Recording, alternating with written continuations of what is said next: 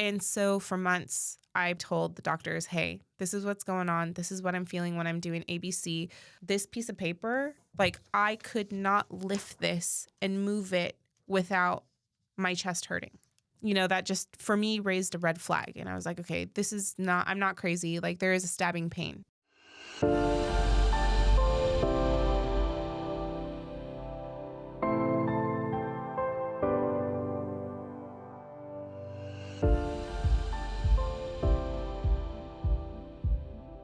Welcome to Imperfect Heart, a place for you to join me, Jeff Holden, in conversations, discussions, and dialogue about our hearts and the impact myocardial bridges have on them. We'll talk with healthcare professionals, those in related fields that support our condition, and others just like us with stories of their myocardial bridge experiences. It's my intention for this content to inform, educate, entertain, and even motivate or inspire you in your personal journey on dealing with a myocardial bridge. Most importantly is to have you leave each episode with hope, knowing you're not alone and that what you're experiencing is real. Welcome back to Amanda's story, where we'll finish the unbelievable road to surgery, and she explains what has now occurred that took everyone a little bit by surprise. Now we're with Dr. Wong Yes. in April of 2022. Yes. So just a little over a year ago. Yep. And I had started keeping track of what I now know is a vasospasm. And so when I would get the deep ones, so I constantly had them, like little ones, constantly throughout the day. So that became my new normal. And I was like, well, this is just my life now. But the big ones were the ones that would concern me. So when it would really feel like someone was stabbing into my heart, they would come in pairs of 2s or 3s, and then I would count how long. So they would last anywhere from 30 seconds to a minute.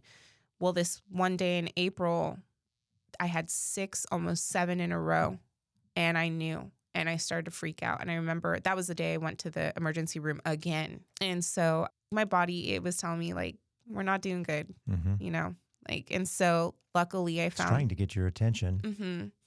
And luckily, like I found this group, I call them angels. Like there's nothing else to describe them, but Christy and Piju Wong, like they're amazing and they are saving lives. They deserve a lot of credit. Them and Dr. Nazaroff, I owe them my life because they saved me.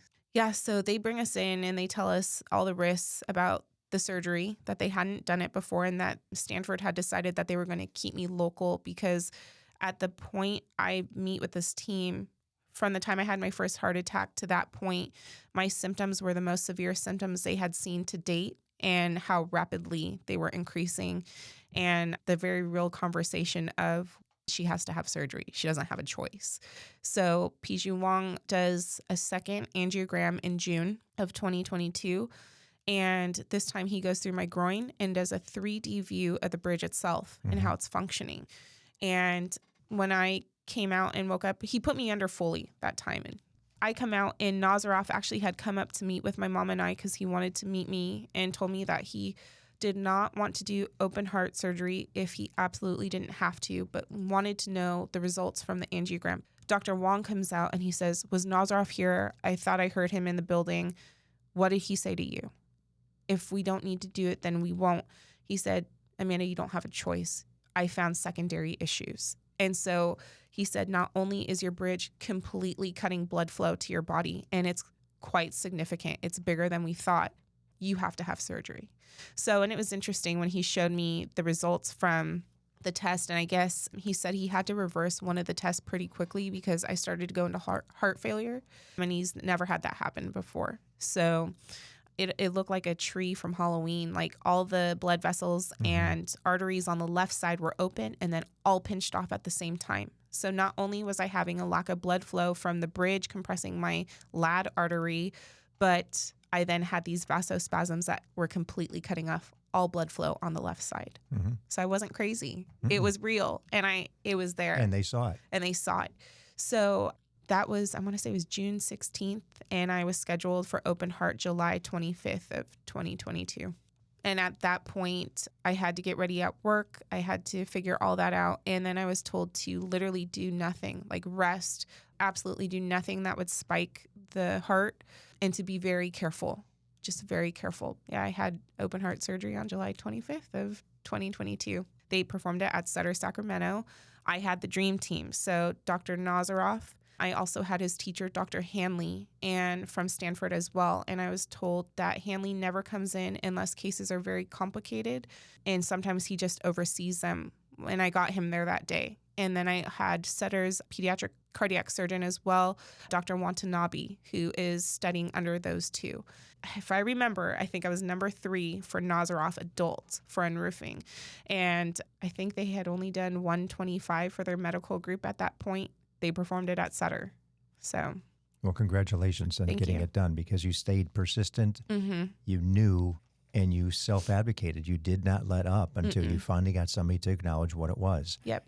And if there's one thing that we can do with the program is get people to understand, if you feel that you're getting an improper diagnosis, and we know from the Facebook page that so many people identify the same way symptomatically, different situations that cause it, but symptomatically, something's wrong. Right. And keep going until you can get somebody to properly diagnose. Yeah. And even still, I think my parents and we've been pretty upset, I'll be honest, knowing that this adult congenital heart defect team was on the 7th floor at Sutter, Sacramento this whole time. And no one told us about it. No one referred me. And there are cardiologists who have even seen and experienced people with the bridges, knowing the bridge is symptomatic, who still will dismiss it. Yep. Just, that's an unusual case, as opposed to supporting the individual that's telling you all these symptoms look the same as the other person. The things that I'm telling you are the same as the other person. I'm not that different. No. Yeah, my hope, I guess, for the future would be that there is protocol once these bridges are diagnosed for a patient, whether or not they end up getting surgery, because I know not everyone does need surgery with them, but I would hope that at some point there is a protocol that gets put in place once the diagnosis is there, because just all the chaos that I know I went through, and now hearing other people's stories, just the amount of gaslighting and the dismissal. And if a protocol was put in place, just think about how many of us might have not had to deal with these symptoms as long, or people who actually died from these heart defects. Maybe they wouldn't have died. Or people who are going years. Yep. There are people that we've spoken with 3 or 4 or 5 years is a long time, but there's some since high school, they're now adults, 40, 50, 60 years old, because nobody back then knew anything about this. And now that we're becoming more aware, I think the pendulum is swinging. And there's an understanding that about 40 to 50% of the cardiologists now recognize these as symptomatic, but that's still half. Yeah, there's still more. And that's where I really appreciate my cardiologist, Dr. Wong. He thinks outside of the box, and I really appreciate that about him. He loves rare things, and he loves to study them, and we call him the brains of, the whole thing. And Nazaroff is like the hands. And so I wish more medical professionals had the ability to think outside the box, because reality is if I wouldn't have told my story to my friends who knew a doctor, I don't know if I'd be here today. And that's the reality. Let me ask you a question now, because we're going to get to the post-surgery. Yes. Which for everybody is different. In your particular case, we're not quite a year. No, I hit 11 months yesterday. Okay. So what was your actual date in July? The 25th. My second birthday now. Yeah. Because it's the day I got a second chance to live. I totally agree with you. Yep. And I feel the same way. So post-surgery, almost a year, 11 months out. Yeah. How is the heart? Well, she's better. It's really funny. I had nicknamed her Samantha from the movie Just Friends, Samantha James, but she's like this crazy rock star, and like everyone loved her and hated her. And that's how I felt about my heart. So I nicknamed her Samantha. I had to find a lot of humor, honestly, to get through all of this. So I apologize if my jokes are a little corny. I think we all do. we have to. Yeah. It's almost impossible. Right. You will, lead yourself down a very dark path if you don't. And I think all of us who have gone through open heart surgery, whether or not it was the myocardial bridge or whatever else got them there is a dark place, I think, before and after surgery, because life is now different from what you knew it as originally. But the heart, she's improved. She's not 100%. I will say that. I can't go without medication, which, the hopes is that with the unroofing surgery that I'd eventually be able to just go off of medication. And we tried it. I'm on my 6th medication now since surgery, but unfortunately without medication, I still get the vasospasms. What has changed is my endurance is increasing. I'm not laboring for air anymore. So I'm back to my normal self with that. I'm not blacking out anymore, which is amazing. So there has been progress since surgery. Definitely. And those vasospasms, endothelial dysfunction, Yes. do heal, and it could take a couple of years. Yes. So once that artery's been constricted for so long, it is constantly being squeezed. It's pretty irritated. Yeah. And over time, it tends to heal itself back up once it's been unroofed. So you may still have, Right. A progression of improvement. They hope. The answer to that, anytime I ask Dr. Wong is, what does that look like? He says, I can't tell you. I can't predict the future. We track it. That's what we're doing right now. We're just tracking it. So she's improving for sure. I definitely I'm proud of her. She's gone through a lot. Yes, she has. She's been cut. Yes. And so now post-surgery, sternotomy, and it's not all perfect. It's not perfect. Heart's much better, but there's still another issue. Yeah. So it's interesting. Recovery is a very interesting thing, I think, after open heart. And, everyone's so different. I think it's amazing that you're back to physical activity and other people too. I'm just not quite there yet. So cardiac rehab, I finished my 36th session this week on Wednesday. Oh, awesome. Thank you. And I've had a very difficult time there. My heart really, some days it's okay. Some days it's not. It really just depends on the day and how my heart is feeling. So I'm definitely not back to any kind of running or hardcore physical workouts. I can walk. And as of recently, I've been allowed to go to the gym and try to do lower body. And I tried the stairmill for the first time this last month, and I got my heart rate up to 160, and it didn't hurt. And so that was really interesting. So right now I get to play with it, but I also have to journal anytime I have a vasospasm at what heart rate and what I was doing. So I've noticed that with cardio, as long as it's a gradual increase, I don't feel the chest pain. But if I do squats or any other kind of actual workout, the vasospasms hurt, and they occur when at a much lower heart rate too. I think right now it's all trial and error, but yes, recovery. It's funny when you have your chest ripped open, it hurts. I don't recommend it to many people. If you don't need to do that, let's not. Yeah. Everyone always asks how was it? And I'm like, I don't recommend it ever, never. And so, you have the soreness from that surgery. And so they told me give it 2 years. And even into the 5th year, I might still feel things, but 2 years full recovery. And so that's been the number in my head. And I asked them, well, what will physical activity look like a year? And they said maybe light yoga by summer. And I was like, okay, cool. So in my head, I've had light yoga by summer. And I ended up starting to feel very severe chest pain in my chest wall. Knowing different from the heart, for those of us going through this or have gone through it, you do recognize the difference. Yes. We certainly know one is a mechanical structural issue, and the other one, you just know. Yep. So I always refer to chest pain as my heart, chest wall as the physical. And so my chest wall pain started on the right-hand side of my sternum, near my breast muscle. And so I had started to tell my doctors quite early on, around, I would say, month 4, something feels like it's stabbing, and I'm not sure what it is, but it hurts. And I remember Christmas Eve of 2022, I got stuck in bed.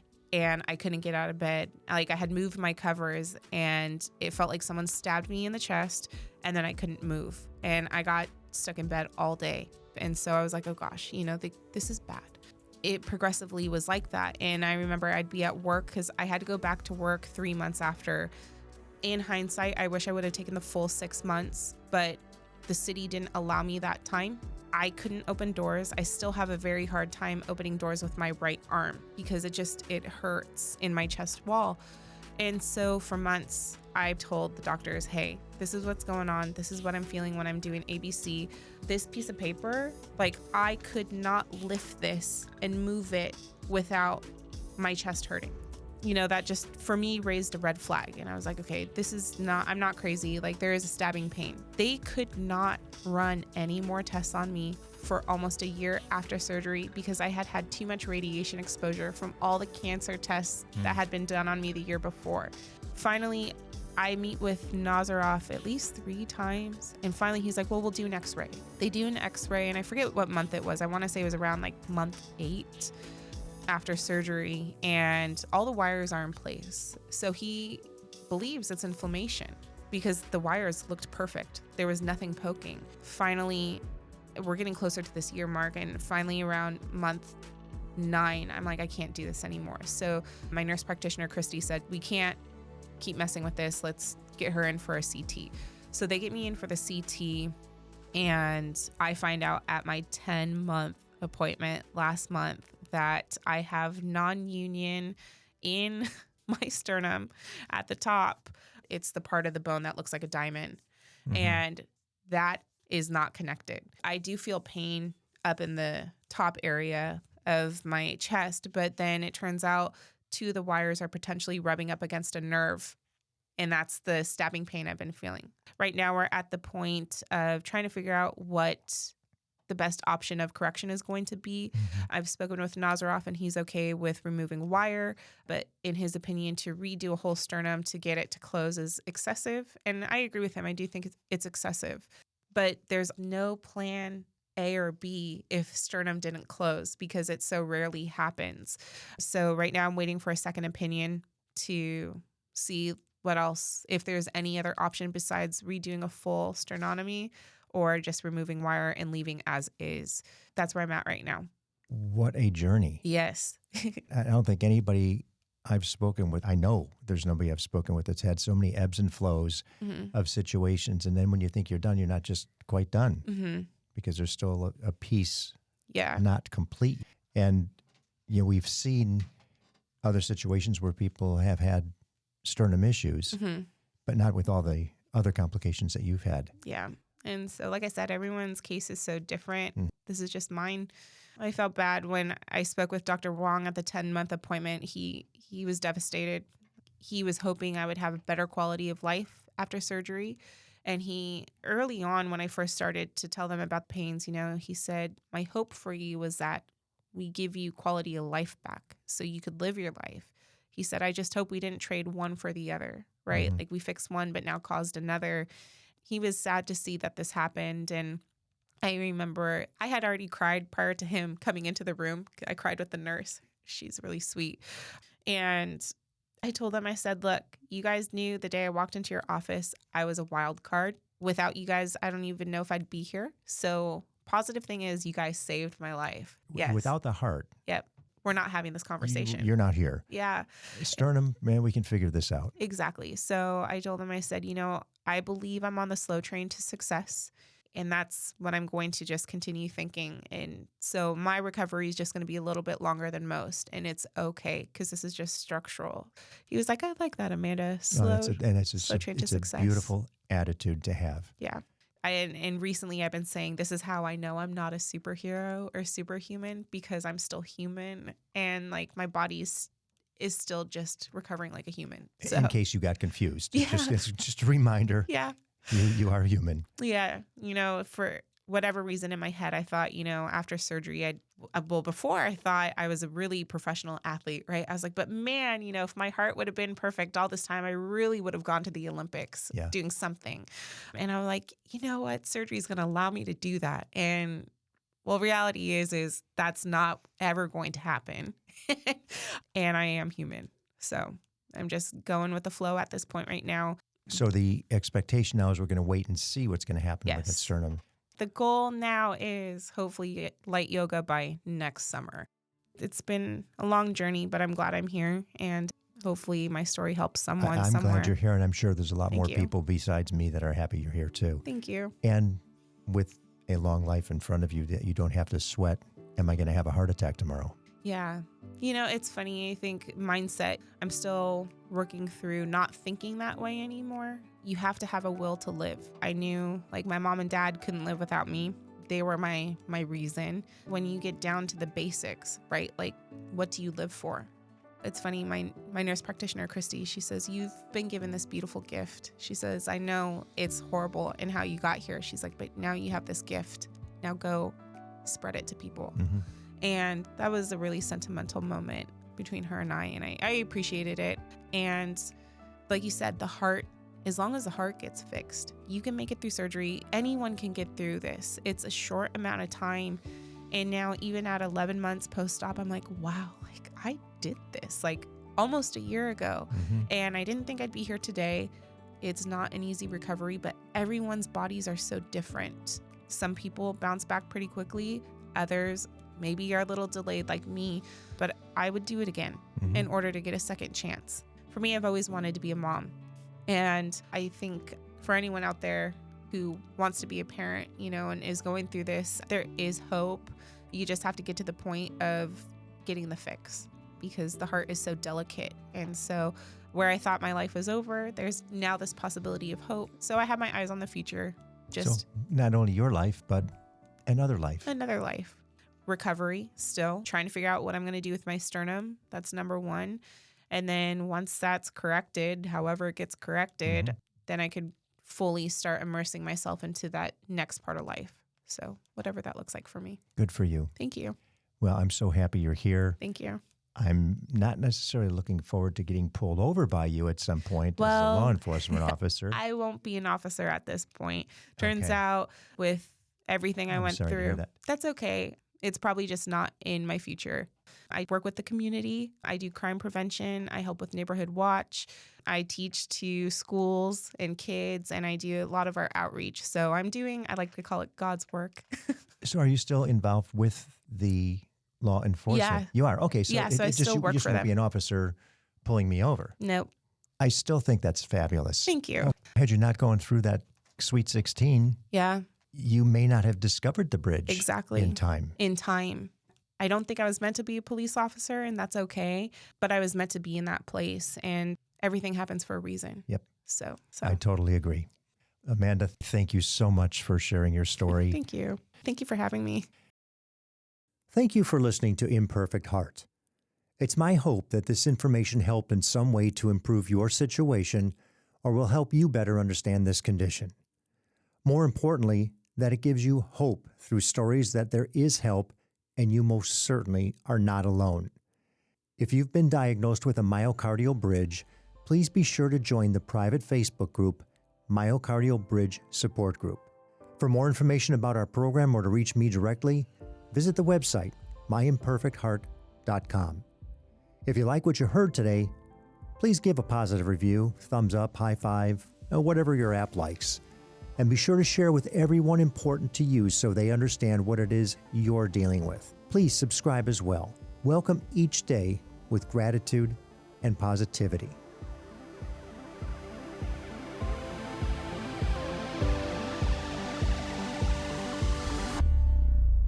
The views and opinions expressed in this program are solely those of the host and the guest and are not intended to provide, nor are they a suitable substitute for, professional care by a doctor, therapist, mental health professional, or other qualified medical professional.